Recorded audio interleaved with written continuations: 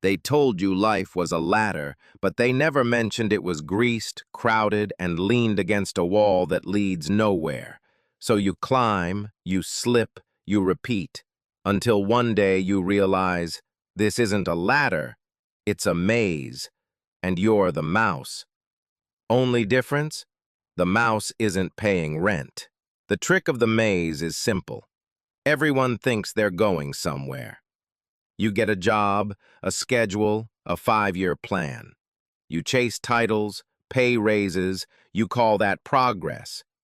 But the walls never move. Only you do. Some say the maze is capitalism. Some say it's the algorithm. Seneca would say, it's your expectations that imprison you. Marcus would whisper, if the path leads nowhere, it doesn't matter how efficiently you walk it. But the system doesn't want you to stop walking. It just wants you to feel like you're late. So it fills the corridors with signs. Next quarter, next role, next version of yourself. Self-improvement becomes self-correction. You're not enough, but you could be. Just keep moving. Even Machiavelli would smirk at how well controlled you are. Not by chains, but by choices. You're free to run anywhere, so long as it's inside the maze. He knew. The most obedient citizens are the ones who believe they're just one decision away from escaping. So you tweak your diet, you change jobs, you install a new app to track your sleep, your focus, your micro-blinks. Congratulations, you've optimized your cage. Now it tracks your suffering in high definition. You decorate your burnout with minimalism. You journal your anxiety into productivity. You call it healing.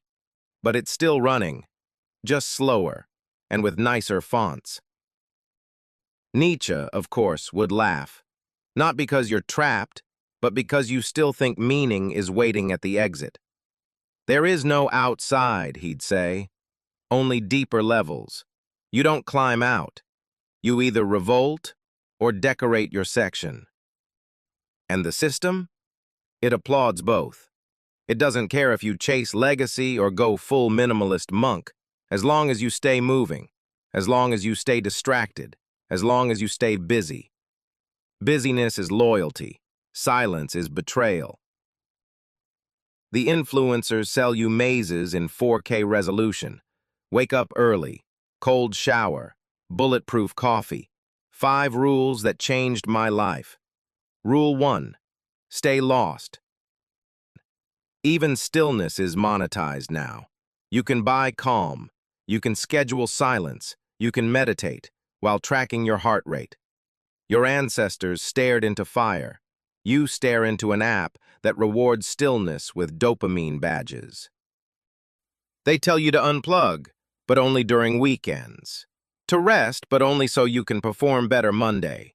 To log off just long enough to return as a higher converting version of yourself. The maze loves your self-care. It just hates your self-awareness. Marcus would tell you, retreat into yourself. There's no better fortress. But he didn't mean a $39 subscription to guided journaling. Seneca might ask, are you living or just preparing to? And you'd reply, I'm just busy right now. The maze loves that answer. Here's the part they don't want to hear. You don't escape by winning.